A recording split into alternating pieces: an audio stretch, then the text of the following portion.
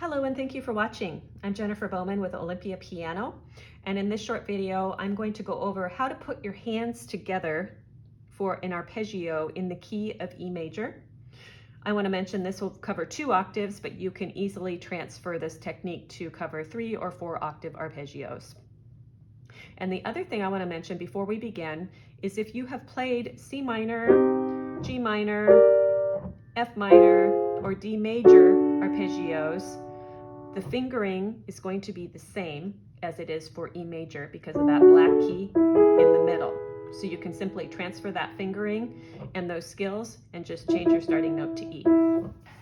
So now we'll begin with reviewing the notes of an E major arpeggio, which are the chord tones. So Do, E, Mi, G sharp, and So is B. Those are your arpeggio notes, and I like to lock them in with a technique called blocking. We're going to play those together with the fingers that you're going to use in that arpeggio. So root position is fingers 1, 2, 3, and as I play them one at a time, I'm going to shift my hand slightly to the right like this instead of like this, which would create a large cross under.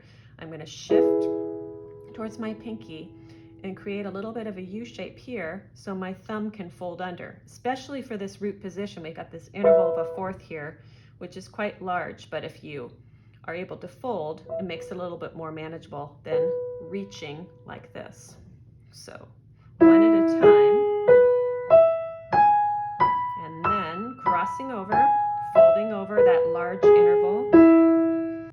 Left hand, same thing, we're going to block 4, 2, 1 for the fingering for the left hand. And the left hand just has the interval of a third, which is easier than a fourth. So when we put the hands together, we want to consider a couple of things. One, what's the fingering? In this case, left hand is finger 4, right hand is finger 3. And 2, which hand is more difficult?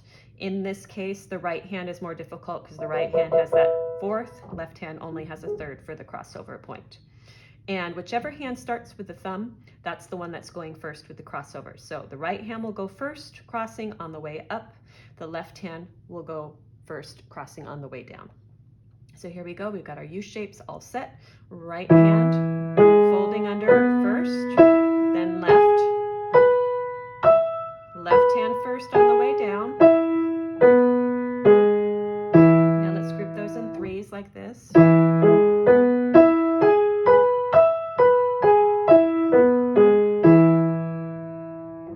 Now, when we move to first inversion, we're going to put this Do on top to here. So we have Mi, So, Do. We're not going to keep the thumb on the black key for this arpeggio. Instead, your right hand has 2 choices of fingering. Right hand could either do 3, 1, 2, 3. If your hand is large, 3 might feel nice. Nice small interval for the cross under. And the fold over. Or the right hand could use finger 4. 1, 2, 4. That also feels good. So do whichever one feels better for your hand.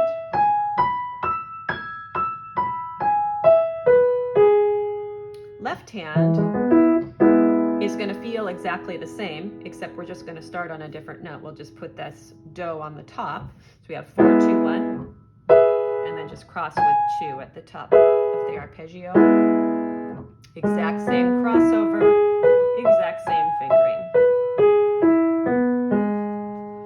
So for first inversion, let's go over both ways. We'll do finger 3 first, and in this one, the hands are equal in difficulty. The right hand's going to cross under right away with the thumb. So here we go. Now left hand folds over. Right hand fold, left hand. That feels pretty good. And now with finger 4, the benefit to finger 4 is that both hands have 4 on the same black key and the fingering is the same, so you don't have to think about it as much.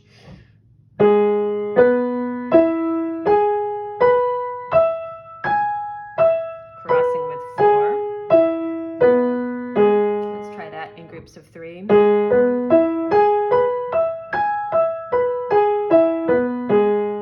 And then finally, second inversion, we're going to put this Mi or G sharp on the top Again, the right hand could either do 1, 2, 3, if that stretched out feeling feels good to you. 1, 2, 3 is a good choice. Just a small interval to cross. Or 1, 2, 4, also good. Cross under 4. Left hand will be the harder one for this second inversion because the left hand will have that crossover of a fourth. So the left hand fingering is 1, 2, 3. Here's your big fold over and cross under. So if you choose 3 for fingering, your hands will have the same fingering. They do not have the same finger on the black key, however. So let's do that one first. Right hand crosses first. Now left hand, big stretch. Let's do that in groups of 3. Or 1, 2, 4. This might feel familiar because our hands are used to having 2 and 4 together in scales, so you might find this more comfortable. Again, big stretch with the left hand.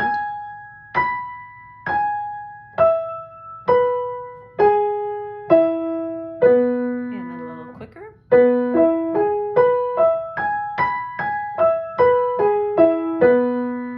So 3 things to keep in mind as you practice these arpeggios. Item 1 is decide which fingering you are going to use and then master it. So for root position, 5, 4, 2, 1, 2, 3. First inversion, you have 2 options. You can either use finger 3 or finger 4 with the right hand.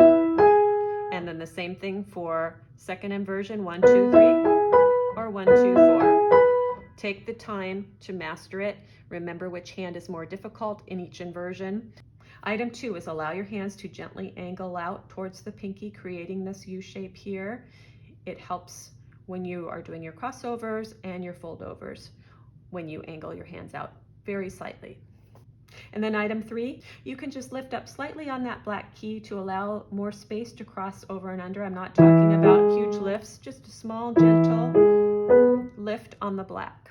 So thank you very much for taking the time to watch this video. I hope that you found it helpful, and I hope you will subscribe to my channel for more videos on piano technique, piano literature, and quick piano tips.